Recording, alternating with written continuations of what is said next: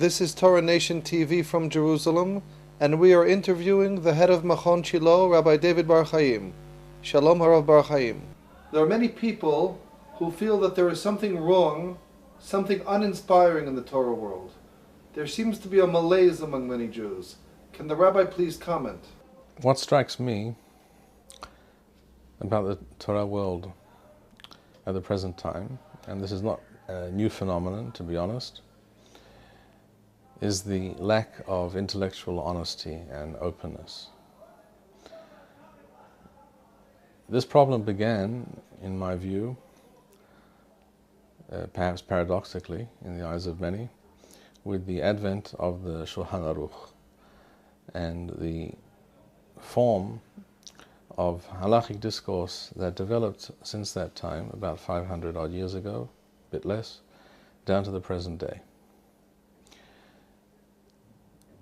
The form of halachic discourse, the parameters of halachic discourse in the Jewish world over the last few centuries have been characterized by, for the most part, have been characterized by a lack of willingness to be critical of opinions expressed by earlier authorities, to examine those opinions, to point out where these opinions perhaps seem to be mistaken, where the conclusion is not based on the facts before us,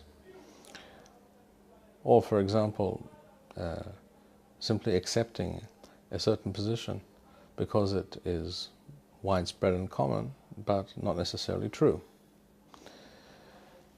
I recall that once I heard on the radio an interview with Professor Moshe Kaveh, who is the rector of Bar-Ilan University. He was very talented as a young man, both in mathematics and in Talmudic studies. And he related in this interview that he was unsure of which direction he should take in life, whether he should throw himself into mathematics or into Torah study. And he discussed this with his father, who was also a Torah scholar. And his father said to him as follows. He says, "I know you, Moshe. I know that you think for yourself, you think clearly, and you do not accept something as true if it seems to you that it is untrue. If you go into mathematics and you disprove a great theorem in mathematics laid down by an earlier mathematical genius, you'll get the Nobel Prize or some other similar award. If you do the same thing in the realm of Torah and you, on a particular issue, demonstrate clearly that the Rambam was mistaken, you'll be put in cherem. So I suggest that you go into mathematics." And that's what he did. And that's a very telling and true story, as it happens. The problem with the Torah world, in my view, is first and foremost the inability to deal with the fact that all Talmidei Chachamim, all Torah scholars, are human beings who therefore can also be mistaken. And this is precisely why we have a multiplicity of views in Torah. We have many different commentators and halachic decisors, etc., from different periods of history. We have much material before us which can be analyzed, must be analyzed and understood in depth. But the most important thing is, having understood and analyzed those sources and come to clear conclusions with clear proof, we must be willing to stand on those conclusions. We must be willing to say this opinion is correct for the following reasons, A, B, and C. And this other opinion is less likely or altogether incorrect for these reasons, D, E, and F, as we do in any other realm of intellectual endeavor. In the Torah world today, by and large, it is not accepted, not acceptable and not encouraged, certainly not encouraged, to express one's own view on almost anything at all. There's a famous teshuvah of the Nodab Yehuda, Harav Yechezkel Landau, regarding shaving on Hol HaMoed. Without going into the details, he is asked by a certain rabbi why he, Rav Landau, was willing to rely on the opinion of Rabbeinu Tam, who was a Dat Yahid, an individual, a singular opinion against the opinion of many. And Rav Yechezkel Landau writes back simply and he says, why do you find it improper on my part to rely on an opinion, even if it is an individual opinion, if I consider it to be correct, if I think it is correct and it fits the Talmudic sources as we have it? There's no reason why I cannot rely on that opinion and endorse it and tell others to follow that opinion. And yet he was attacked for so doing, even though he was considered a very great authority in his generation. We're talking about the early to mid 18th century, in Germany in this case, where he lived. But the fact is that his position was already considered an unusual position.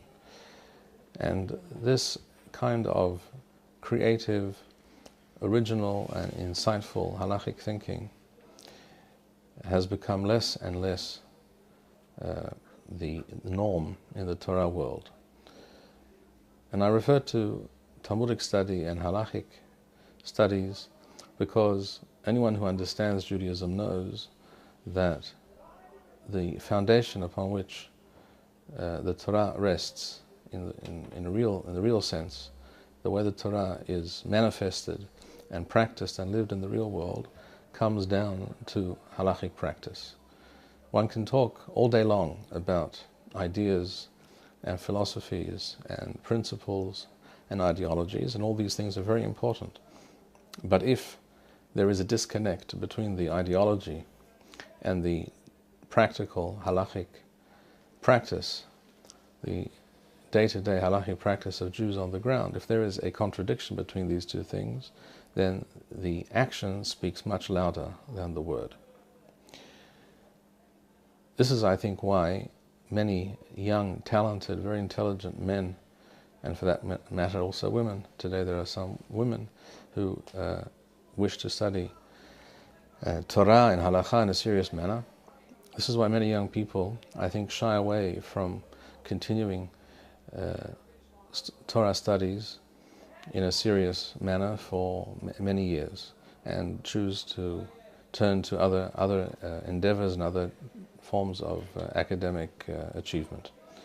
Because in other areas of academic achievement, when a person proves something to be true, when the person has researched and understood and come up with a new insight, a new interpretation, which seems to be true, where this new interpretation, shall we say, solves some of the earlier problems that were till that time unsolved, that person will be acclaimed, that person will be recognized for achieving something great. This is how it is, for example, in the world of science, in the realm of science.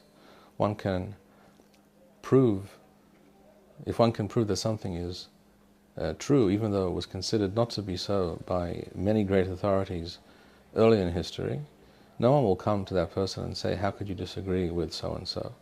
For example, how could you disagree with Einstein? If you can prove that Einstein was wrong on something, well, as I said, you'll get the Nobel Prize.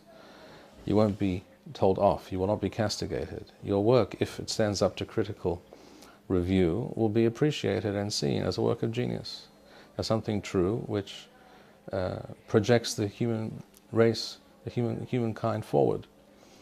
And now we understand that which we did not understand before.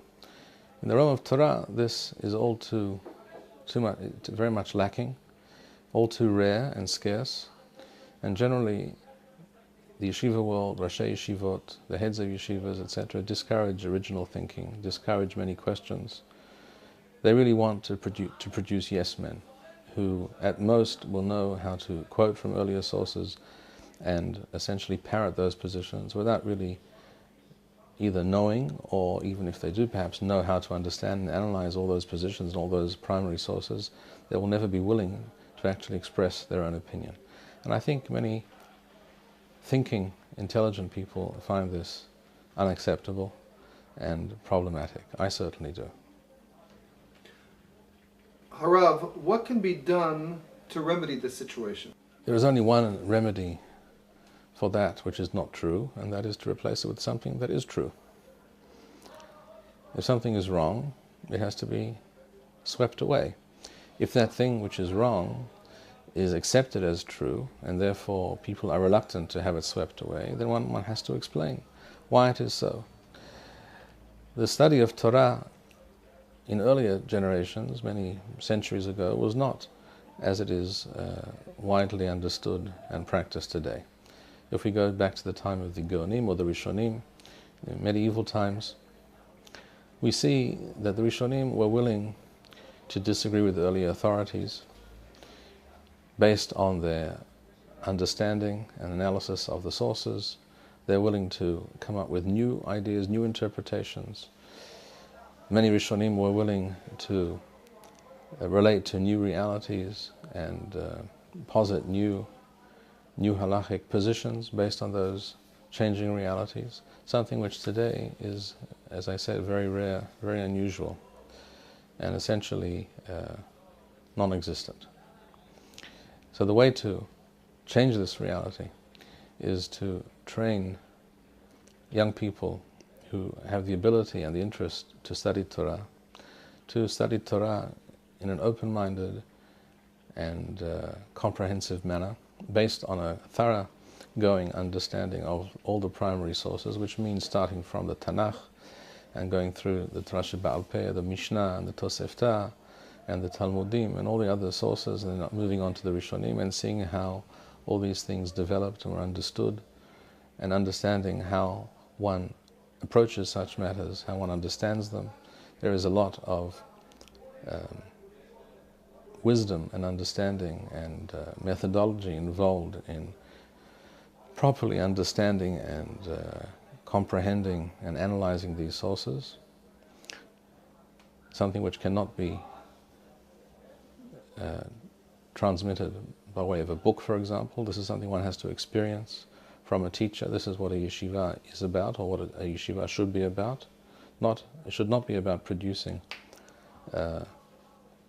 production line robots who follow a certain line, who all repeat the same well-worn truths, even though they're not perhaps necessarily so true, but rather to produce individuals who understand, who can think for themselves, who can think critically. This is the gift of Hashem to human beings, the rational mind, the ability to think, to analyze, and to gain insight and understanding. And if we treat this lightly, or if we train people not to use this God-given gift, then we are insulting He who gave this gift to us. If the Torah world were to change its approach in this manner, I think many very talented young people who show great promise in their Torah studies would remain in the Torah world, would find more meaning and significance to the study of Torah. And this would also, I think, have an effect on the youth. I think there are many young people who are turned off by what they see in the Torah world for the reasons that we mentioned. Sometimes they themselves cannot actually verbalize what it is that is bothering them. But I believe this is one of the issues, at least, that bothers many of them. They find that many of the positions, the halachic positions, and also ideological positions expressed by different people in the Torah world, they find them to be unacceptable. They do not always seem to make sense. They just don't feel right, even though they can't always explain why. They perhaps haven't learnt enough to know, to be able to point to any source and say this is wrong, but they feel inside that something is not right. And they feel a sense of a general malaise which exists in the Torah world, in the yeshiva world. And interestingly, sometimes simple people who are as yet unlearned perhaps and not sufficiently knowledgeable, nevertheless they are onto something, they have a point. Generally speaking, as we know, one can fool a lot of the people a lot of the time, but one cannot fool all of the people all of the time. Thank you, Rav Bar-Hayim, and a word to our viewers. If you would like to sponsor or dedicate a video interview with Rav Bar-Hayim in honor or memory of a loved one, please email us at office@machonshilo.org.